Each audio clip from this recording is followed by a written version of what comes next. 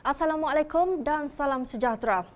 8 daripada kira-kira 20 pelanggan yang sedang leka menyaksikan perlawanan Euro 2016 di sebuah pub di IOI Malls di Puchong Jaya cedera dengan salah seorang daripadanya parah selepas premis itu dibaling bom tangan dalam kejadian pada Selasa lalu. Bom berkenaan dipercayai dibaling sekumpulan lelaki sehingga menyebabkan cermin hadapan premis pecah dan kecederaan kepada orang awam yang ketika itu berada di lokasi kejadian. Dan mereka yang cedera membabitkan 4 pelanggan lelaki dan 4 wanita. Dalam perkembangan lain, seorang lelaki ditemui mati dengan 5 kesan tetakan dalam kejadian di sebuah taman rekreasi di Petaling Jaya. Semuanya dalam kalender jenayah edisi 2 Julai 2016. Ketua Menteri Pulau Pinang Lim Guan Eng mengaku tidak bersalah di Mahkamah Tinggi Pulau Pinang atas 2 pertuduhan berasingan berhubung kes rasuah yang dihadapinya. Beliau membuat pengakuan itu selepas jurubahasa membaca kedua-dua pertuduhan di hadapan Pesuruhjaya Kehakiman Dato' Azmi Arifin. Azmi kemudian menetapkan wang jaminan berjumlah RM1 juta dengan seorang penjamin. Selain turut memerintah Guan Eng melaporkan kepada mahkamah dan pejabat peguam negara 2 hari lebih awal sekiranya dia mahu keluar negara. Bagi pertuduhan pertama kerana meluluskan permohonan perlingkungan semula zon pertanian kepada zon perumahan awam, Guan Eng didakwa mengikut Seksyen 23 Akta Suruhanjaya Pencegahan Rasuah Malaysia 2009. Bagi satu lagi pertuduhan kerana membeli banglo pada harga bawah pasaran, dia didakwa mengikut Seksyen 165 Kanun Kesiksaan. Seorang penghantar makanan segera ditemui mati dengan kesan 5 tetakan di badannya, dipercayai selepas diserang beberapa suspek. Mangsa lelaki berusia 33 tahun ditemui orang awam berlumuran darah dengan kesan tetakan di bahagian kepala, perut, siku dan belakang badan. Polis percaya mangsa diserang lebih seorang lelaki menggunakan senjata tajam dan polis turut menemui 2 motosikal berhampirannya. Seorang lelaki dipercayai dalang utama kes tembak 2 lelaki di Batu Caves 21 Jun lalu maut selepas ditembak polis di dalam kenderaannya. Polis menerima panggilan yang memaklumkan lelaki berkenaan dikesan berada dalam sebuah kenderaan di hadapan sebuah rumah penduduk dalam keadaan mencurigakan.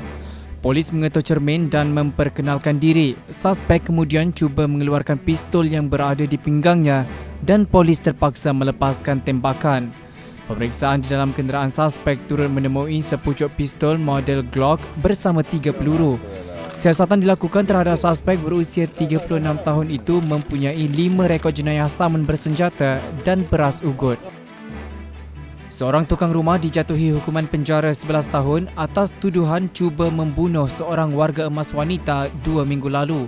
Mengikut pertuduhan, tertuduh didakwa cuba membunuh dengan cara memotong kaki kiri mangsa, Meksum Madiah 89 tahun sehingga putus. Dia menggunakan sebilah mata pisau tanpa hulu di sebuah rumah di Kampung Tanjung Rendang Lemal jam 5 petang 19 Jun 2016.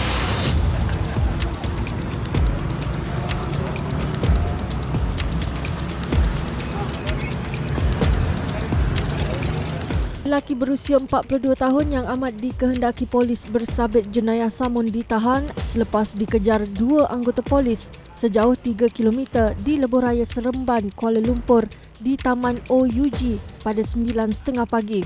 Ketua Polis Daerah Brickfields, Asisten Komisioner Syarul Osman Mansur berkata, suspek bersama seorang lagi rakannya menaiki kereta sebelum cuba ditahan 2 anggota polis yang sedang melakukan rondaan cegah jenayah.